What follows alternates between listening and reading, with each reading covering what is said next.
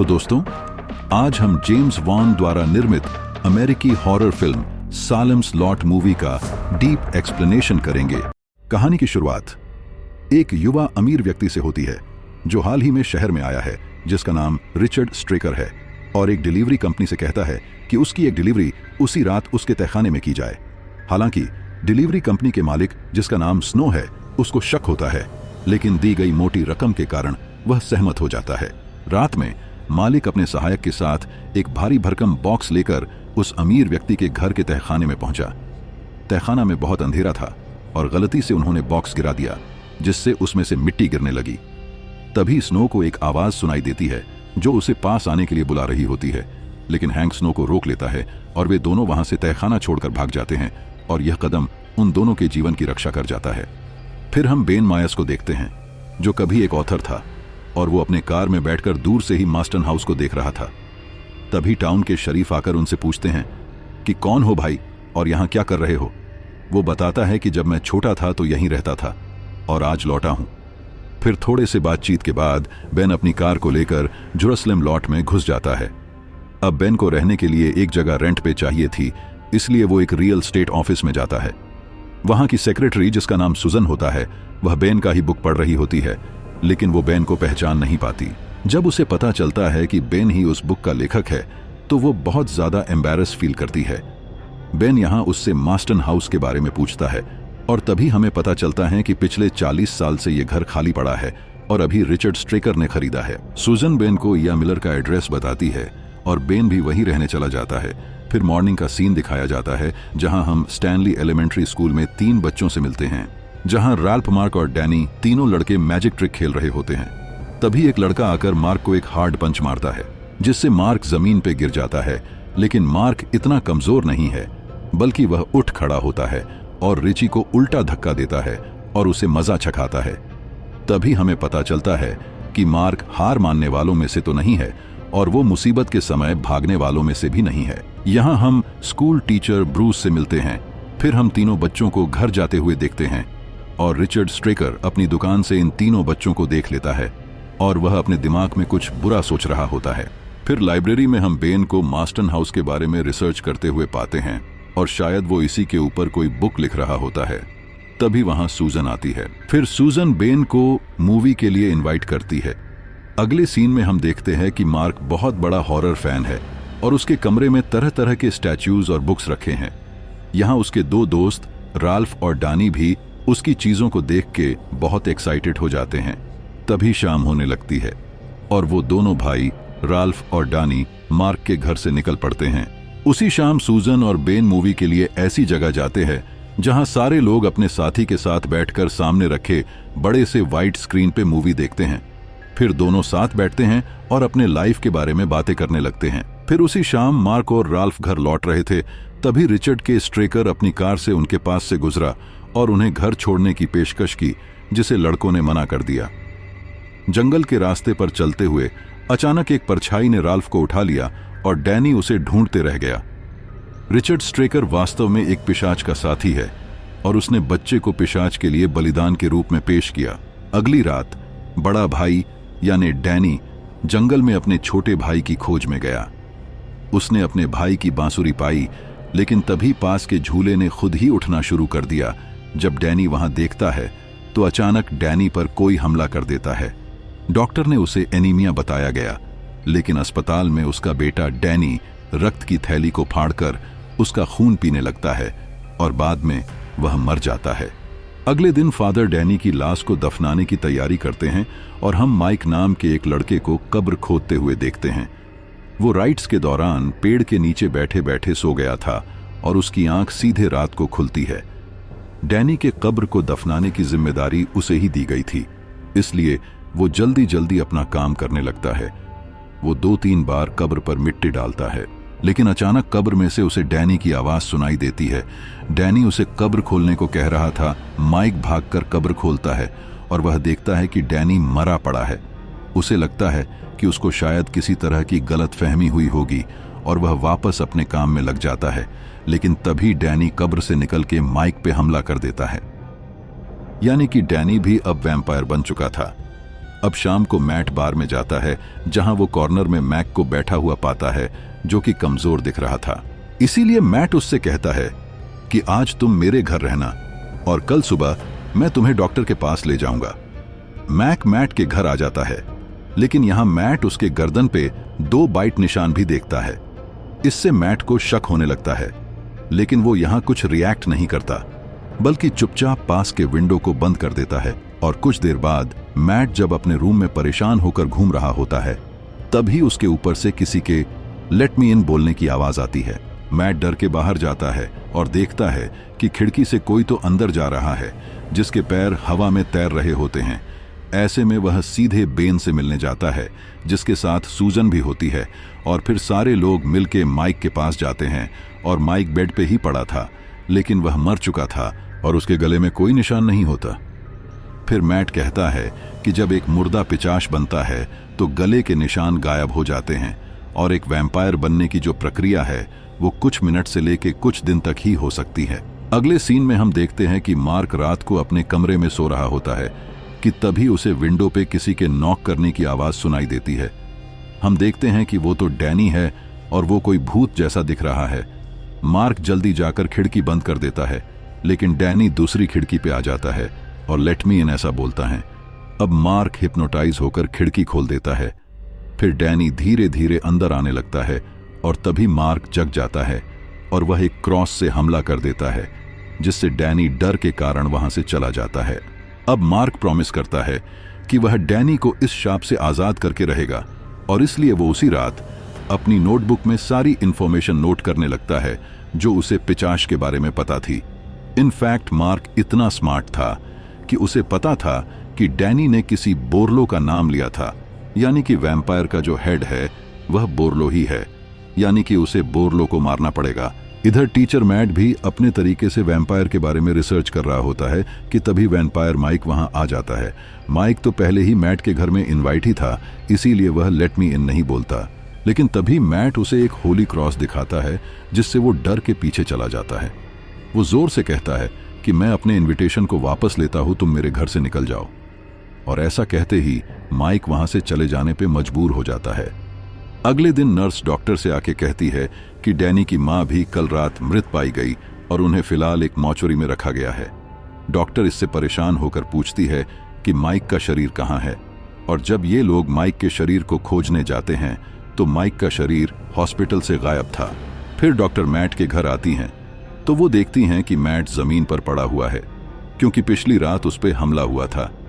ऐसे में doctor, mat, बिन और सूजन एक टीम बना के वैम्पायर से लड़ने का प्लान करते हैं। मैट कहता है कि व्हाइट क्रॉस से वैम्पायर डरते हैं, इसलिए स्ट्रेकर ने पहले ही सब खरीद लिया था। अब ये लोग सोचते हैं कि डैनी के कब्रों को खोदकर पता लगाएंगे कि वो वैम्पायर बना है या नहीं, लेकिन डॉक्टर कहती है कि उसके कब्रों को खोदने की जरूरत नहीं है, उसकी मां रिसेंटली मरी है और उसे दफनाया भी नहीं गया है, तो हम उसमें नजर रखकर पता लगा सकते हैं कि वैम्पायर का राज क्या है। उसके बाद डॉक्टर, सूजन और बेन मॉर्चरी चले जाते हैं। मैट स्ट्रेकर पे नजर रखने चला जाता है। अगले सीन में मार्क एक वुडन स्टिक लेकर बोस्टन हाउस के बेसमेंट में जा घुसता है, जहां उसका उद्देश्य हेड वैम्पायर को मारना था, और पीछे से मैट भी बेसमेंट में जा घुसता है। अब इससे पहले दोनों बाहर निकले स्ट्रेकर सिलर का दरवाजा बंद कर देता है, और ये दोनों बार्लो के साथ वाले बेसमेंट में फंस जाते हैं। कैसे भी मैट मार्क को ऊपर वाले रूम में चढ़ा देता है, लेकिन वह खुद बार्लो का शिकार बन जाता है और मार्क को स्ट्रेकर बंदी बना लेता है। अब यहाँ सीन शिफ्ट होता है। डॉक्टर बेन और सूजन, जो डैनी की मां पे नजर रख रहे थे, अब ये लोग रात होने का इंतजार करते हैं। डॉक्टर, जो विज्ञान पर विश्वास करती है, वह वैम्पायर और ये सब मानने को तैयार नहीं है। इसी बीच मृत शरीर की एक चप्पल नीचे गिर जाती है और उसके हाथ हिलने लगते हैं। फिर वह लाश बोलने लगती है। डॉक्टर तुरंत क्रॉस ढूंढने लगती है और 2 आइसक्रीम स्टिक को जोड़कर क्रॉस बना लेती है, लेकिन लाश धीरे धीरे उठ खड़ी होती है। फिर सूजन ने आइसक्रीम स्टिक को टेप से जोड़कर एक असली क्रॉस बना लिया। जैसे ही उन्हें लगा कि उन्होंने कामयाबी हासिल कर ली, क्रॉस अचानक टूट गया। पिशाच ने डॉक्टर को नीचे गिरा दिया और उसे काटने की कोशिश की।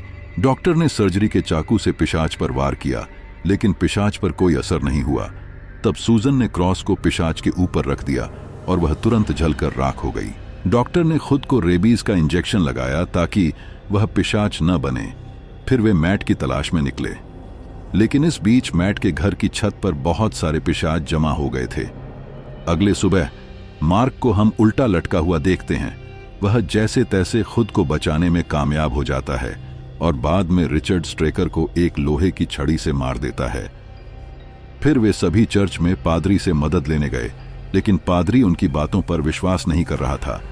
तभी मार्क चर्च का दरवाजा खोलकर पवित्र जल लेने के लिए आया और उसने पादरी को पूरे शहर में फैले पिशाचों के बारे में बताया। पादरी को अब उनकी बातों पर यकीन हो गया।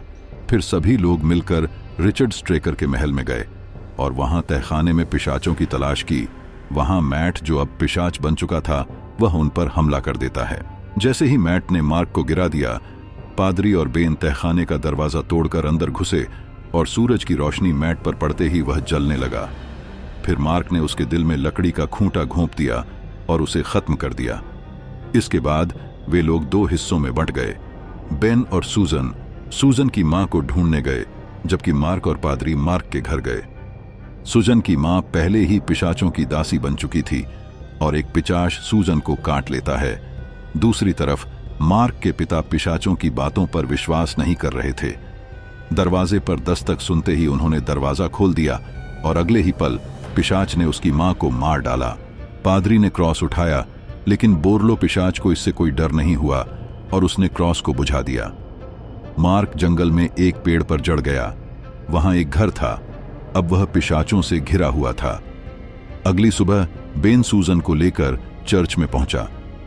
डॉक्टर ने उसे रेबीज का इंजेक्शन लगाने की कोशिश की, लेकिन लड़की पहले ही बदलने लगी थी, जिस कारण सूजन बाहर भाग गई।